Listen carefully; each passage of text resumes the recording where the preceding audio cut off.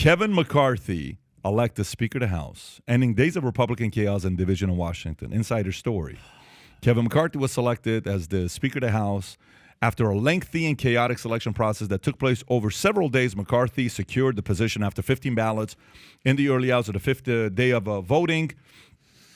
He was able to win over more than a dozen votes on Friday, giving him the necessary support to become Speaker. McCarthy's victory came after a series of events on the House floor, including a confrontation between two representatives and a last-minute effort by McCarthy to secure support. The Speaker of the House is second in line of presidential succession. Adam, what are your thoughts when you saw this? Did you see how many times it took for him to get elected? Because breaking news, he is now officially the Speaker of the House. Yeah. You do realize that the Speaker of the House, third in line for the presidency. Mm-hmm. This ain't no little small task. He just took Nancy Pelosi's job. By the way, I know we have a massive audience, all four of you that are huge fans of Nancy Pelosi. She is no longer the Speaker of the House. The House Minority Leader is now Hakeem Jeffries out of New York, I believe. Yep. But I think this was a big deal. This was something that, if you like soap operas, get a load of this. You saw what happened with Matt Gaetz, and he tried to yell at him. Drama. And then the other guy showed up. He tell you, it was House and the Cards. You know how they said, like, you don't watch the sausage get made. Pat, you say something all the time about like the relationship we have with our parents. I'm gonna try to use a metaphor with politicians. You say when you're young, you idolize your parents, right? And then when as you get older, teenager, you kind of villainize your parents, right? But then as you become an adult, you tend to humanize your parent. I kind of look at that with politics, especially with Trump and everything that happened with him. Is you're either like idolizing Trump, right, or anyone in the Trump camp, or you're villainizing Trump. And what I did genuinely with Kevin McCarthy was I wasn't trying to idolize him. I'm not a fan. I'm not trying to villainize him. He's an American. I'm not anti-establishment. I'm not anti-Kevin McCarthy. I just genuinely tried to humanize Kevin McCarthy. And I actually listened to his speech. Did you listen to his speech, by the way, when he became Speaker of the House after 2 days of no? His speech was fantastic. It was moving. It was powerful. It was real. He's got people on the left that obviously don't like him. He's got people on the far right that probably like him even less. The Freedom Caucus, everything, the Matt Gaetzes of the world, the Lauren Boeberts of the world, Marjorie Taylor Greene. But I actually just tried to humanize Kevin McCarthy. And the knock on him is he's just like establishment swamp creature. He raised $300 million. But I actually listened to his speech. And when I tell you, I was like genuinely moved when he started talking about Lincoln. And I'm sure there's an element of like, diplomacy and being a politician and but I actually just tried to humanize him for a second. And what he said was sometimes when he's all alone in this chamber, he'll go stand where Lincoln used to stand in the back of the room and just sit there and watch everything. I do it all by myself. And this was the worst time in American history, Civil War. And, he just kind of got in the moment. And I just went with it for a second. And, man, it was powerful. And I'm not a Kevin McCarthy fan. I don't know, but good for him. I think as an American, we're rooting for our politicians to just get this shit together, figure it out. If we learned anything from the midterms, it's like we don't want the fringe element, whether it's on the left or the right, running the government. Well, here's the challenge. Here's what happened. I'll give you my take, and then Tom, Vinny, I want to hear what you guys got to say. Is the challenge you saw between him and everybody else was a couple different things. Remember, day after January 6th, he got up and he says the president have to do this with a mask on. Kevin McCarthy called out Trump hardcore. Day after January 6th, I think it's 7th or 8th when he did that. You're saying 2 years ago. 2 years ago, correct. Yeah. And behind closed doors, he's been saying a lot of stuff about a lot of different people. And people have a memory on what's been said.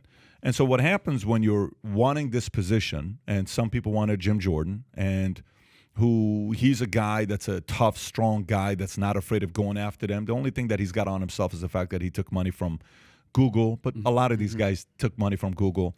Here's what happened with this guy. McCarthy thought 2 months ago, 3 months ago, this shit's going to be a red wave. I don't need any of Trump's people. Yep. Zero.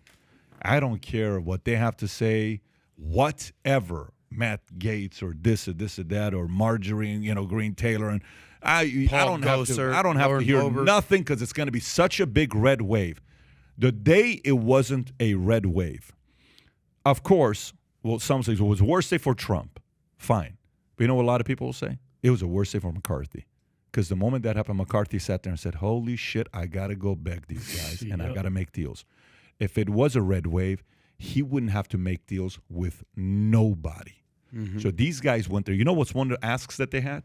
The whole negotiation, why he went so many different rounds. You know what one of the asks was? Deficit? Term limits. One of the asks was term limits. Guess who doesn't want term limits? Any of them. The establishment house. Of course. The guys that have been doing it for 20, 30 years, they don't want to freaking agree on term limits. He wants to put term limits. McCarthy does. No, not McCarthy does. Gaetz and those guys are pushing for term limits. The Freedom Caucus guys. Yeah, the younger guy. Yeah, the younger guys. So for me, listen, I think who came out of it strong, and I know this is going to be weird because Bill O'Reilly's like, Matt Gaetz is going to pay price for this in the next 2, 3, 4, 5 years, and he's going to do this. Bill O'Reilly may be right. Everybody may be right. We don't know the whole story. What is evident is that no matter how much people try to say about the Trump camp, they did not win the red wave, and it hurt guys like him. He has to still figure out a way to have a relationship with Trump in the interim. A lot of this stuff is taking place right now where these guys got to figure out a way to get along. You saw him the next day where Matt Gaetz is like, well, I just want to say we are very happy and everything's going to, we're going to be working together. We're going to be unified. We have to get this thing done. We have to do this. We have to do that. He says, look, 6 weeks. People took 6 weeks off at the house. What's the big deal between us finishing it up on Tuesday versus Friday and going 4 more days? There's nothing wrong with it. You guys took 6 weeks off. Yeah. You mean to tell me you can't wait 4 more days? So it did look like the Republicans were divided publicly. And then, maybe they're going to figure out a way to work together. But this isn't about Republicans and Democrats, Adam. This is my opinion. This is about the guys that are part of the club who have been in this club for 20 plus years. And it's the new guys coming up that are actually doing this, who have a little bit of real vision and stuff that they really want to do, versus the other guys are like, oh, shut up with you love America. America's the greatest country in the world. Be quiet. Let us do insider trading. Let us do this. Let us do that.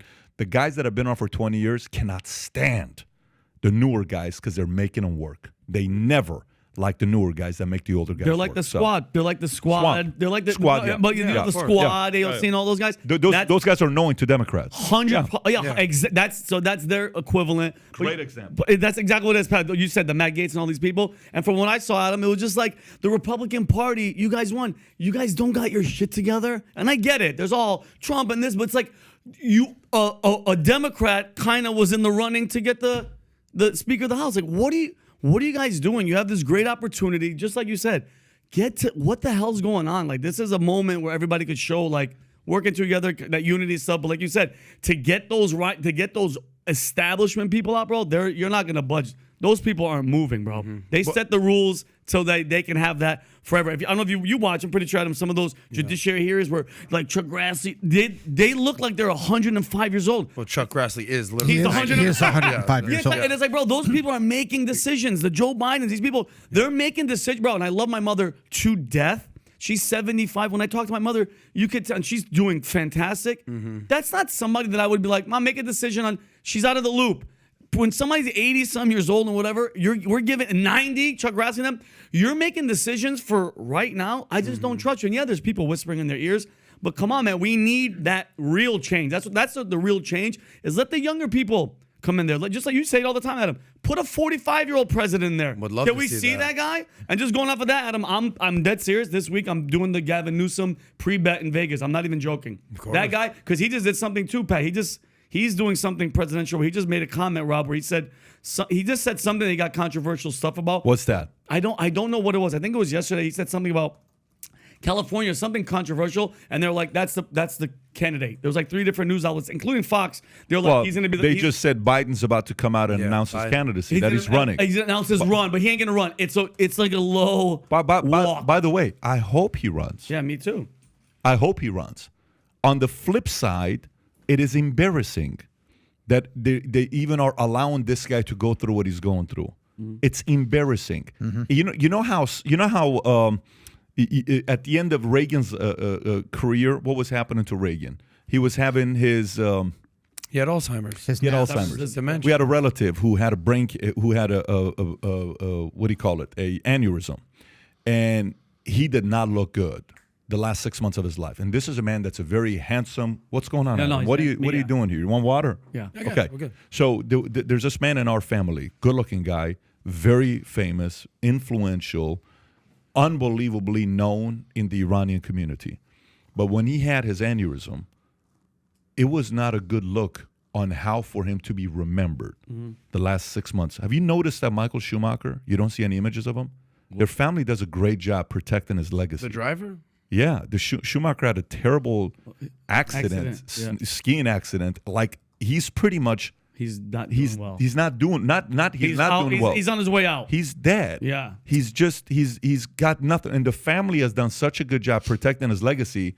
Where the only thing we remember is that face with the red exactly. uniform, right? That's smart. I think if Joe Biden's a father of mine or a brother of mine, his wife, I would sit there and I would say, look, the legacy, you don't need a second term to be president. Your one term is your president. If you're like this right now, the way you're talking, how the hell are you going to be talking in 2027? Okay? Listen, thank you, husband. Thank you, dad. Thank you, brother. Bro, let's just kind of kick it and let somebody else that's younger go compete for your spot, which is Newsom. And again, I'm talking on the Democrat side. I'm not talking about I won Newsom. I'm just saying on the Democrat side, let's go let somebody else go run. But it's time.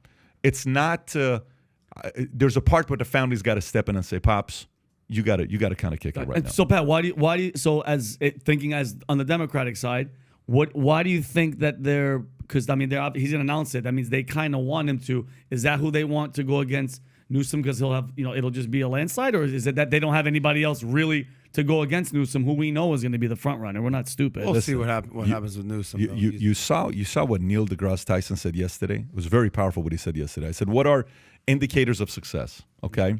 And part of the discussion about schools, which he's writing a book on, I really am curious to know what he's going to talk about with the book, with the new schools.